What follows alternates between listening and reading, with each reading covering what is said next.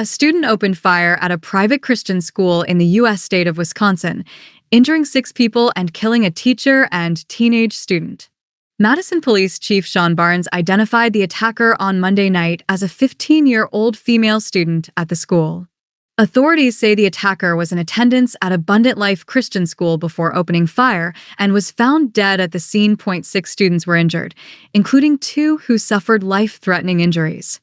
A second-grade student was the first to call in the active shooter report, according to Chief Barnes. "Today is a sad day not only for Madison, for our entire country," Chief Barnes said. "We have to do a better job in our community." He added the police had not identified a motive in the shooting, and the suspect's family was cooperating with the investigation. He said it is not yet clear how the attacker got hold of a firearm. He named the alleged attacker as Natalie Rupno, who also went by the name Samantha. She is believed to have died from a self-inflicted gunshot wound. The official cause of death will be released by the Dane County Medical Examiner pending autopsy results. Chief Barnes said that, to his current knowledge, police had not had any prior interactions with the alleged shooter. Officers responded to a 911 call of a shooter at the Christian school around 11 o'clock local time, 1700 hours Greenwich Mean Time on Monday. The attacker attended school before the shooting, Chief Barnes said. The shooting was confined to a study hall with students in mixed grades.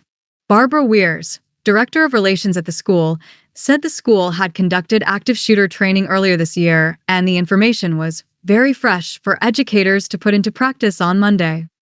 She said while the school does not have a dedicated police officer, known as a school resource officer, the doors of all classrooms automatically lock and anyone wanting to gain entry to the campus must be buzzed in through the primary entrance.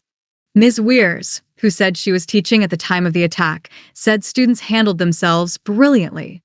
They were clearly scared, she said. When they heard lockdown, lockdown, and nothing else, they knew it was real. Police say they found the shooter dead when they arrived at the school, along with a handgun. No officers fired weapons. Police have not named any of the victims. Chief Barnes said 2 students were in critical but stable condition in the hospital facing life-threatening injuries. 4 others were taken to hospital with non-life-threatening injuries, 2 of whom have since been released. Authorities have appealed for witnesses who saw or heard the attack to come speak to police, and that they hope these accounts will shed light on the attacker's motive.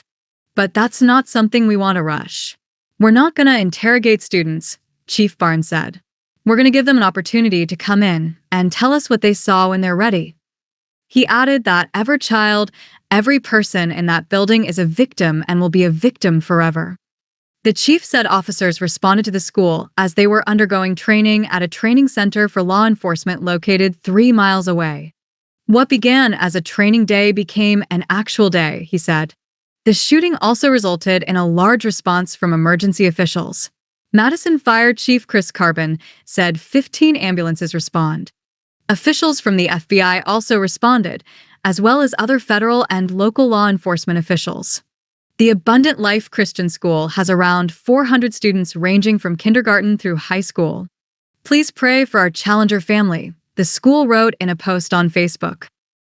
The story unfolds and the truth awaits. Stay tuned to Beyond Fiction, where scrolling turns into meaning.